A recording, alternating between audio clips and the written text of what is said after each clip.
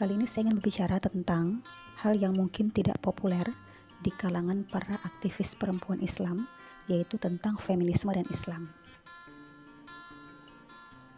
Perbedaan mendasar antara feminisme sekuler dengan konsep kebebasan perempuan dalam Islam bagi saya terletak pada pandangan tentang kesetaraan gender. Bahwa pada konsep feminisme sekuler, kesetaraan gender diukur sebagai kesamaan hak dan pilihan kewajiban yang sama persis dalam segala hal dan dapat dikonstruksikan secara sosial. Mengatur ulang relasi yang secara umum telah diteorikan dan diimplementasikan dalam waktu yang sangat lama secara tidak adil dalam masyarakatnya.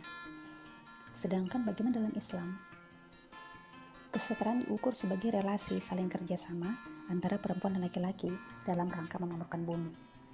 Bahwa ada yang bersifat given melalui penciptaan yang berbeda antara laki-laki dan perempuan hingga memunculkan peran khusus, dan ada juga yang bersifat pilihan berdasarkan kesepakatan bersama untuk mencapai peran penciptaan yang sama sebagai manusia. Ini perbedaan yang saya kira sangat mendasar, dan titik temu keduanya terletak pada konsep jaminan perlindungan dan keadilan di semua bidang kehidupan, baik laki-laki maupun perempuan. Kita mampu bicara tentang justice, kita menguatkan bicara tentang etika kepedulian pada kebutuhan, pada aspirasi, dan pada kepentingan demi rasa keadilan. Yang menarik dari paham feminisme adalah problem pada kesepakatan para aktivisnya tentang apa ukuran kesetaraan. Yang dapat kita lakukan adalah bagaimana mengintegrasikan kebebasan dengan legalitas yang mendapat dukungan besar dari pengemban kebijakan. Maka, mendefinisikan ulang tentang makna feminisme di Indonesia menjadi sesuatu yang sangat dilakukan, yang sangat dapat kita lakukan. Menyesuaikan dengan legalitas hukum serta sosiokultur keindonesiaan yang jauh hari memang telah kita tetapkan, hingga kemudian terbentuk satu definisi tentang feminisme Indonesia.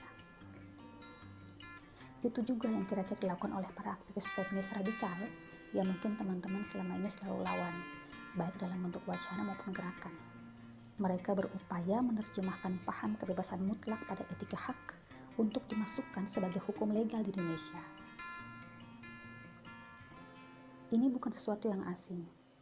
Pun, pada masa yang lalu, kita pula akhirnya mampu mendefinisikan tentang etika politik dan sistem demokrasi Pancasila di Indonesia, istilah yang sebelumnya tabu dan mengerikan bagi para aktivis gerakan-gerakan Islam. Berikutnya, apa yang dapat kita lakukan?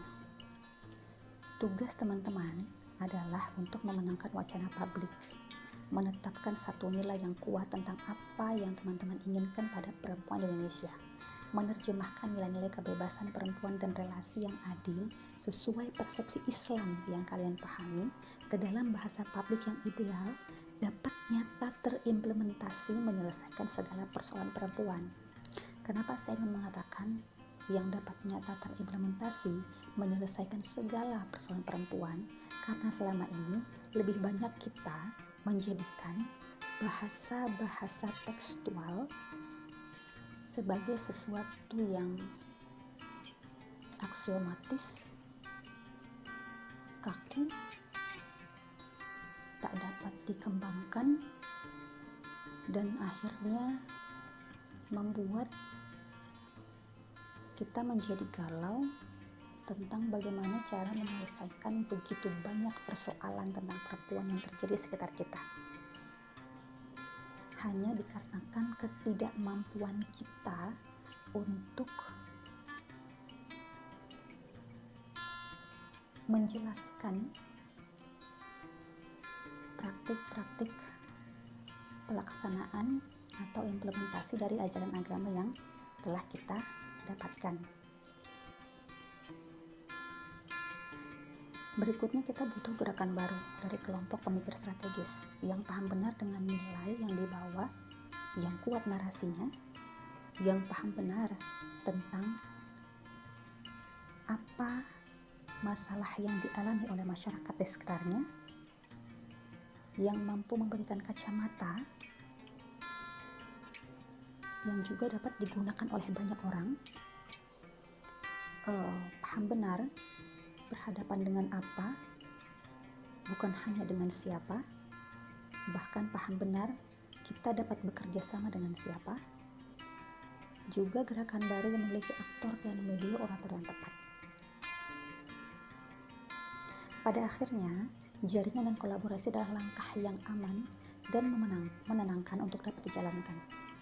Relasi kita seterusnya bukan hanya pada proses legalisasi nilai pada hukum dan kebijakan publik, tapi yang paling panjang adalah relasi menjalankan nilai-nilai yang benar yang telah disepakati bersama.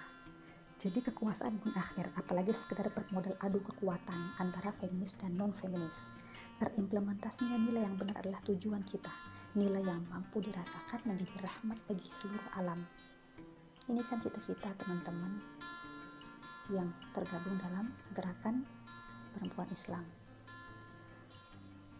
Berikutnya apa yang dapat kita kolaborasikan? Yang utama bagi saya adalah memperkuat narasi, ide tentang apa yang kita inginkan untuk perempuan Indonesia. Dan selanjutnya, kita akan mampu bertemu dalam berbagai proyek pemberdayaan yang mengupayakan. Mulai dari bicara tentang akses pendidikan yang meningkatkan kesadaran dan pengembangan kapasitas untuk berdaya bagi perempuan, tentang akses kesehatan yang menjamin seluruh aspek kebutuhan biologis dan psikis para perempuan, tentang akses ekonomi yang meningkatkan kesejahteraan perempuan, akses jaminan dan perlindungan hukum yang adil, hingga tentang nilai sosial yang berkemanusiaan dan keadilan. Terakhir saya ingin menyampaikan bahwa polarisasi sesama gerakan pembebasan perempuan hanya akan saling melemahkan.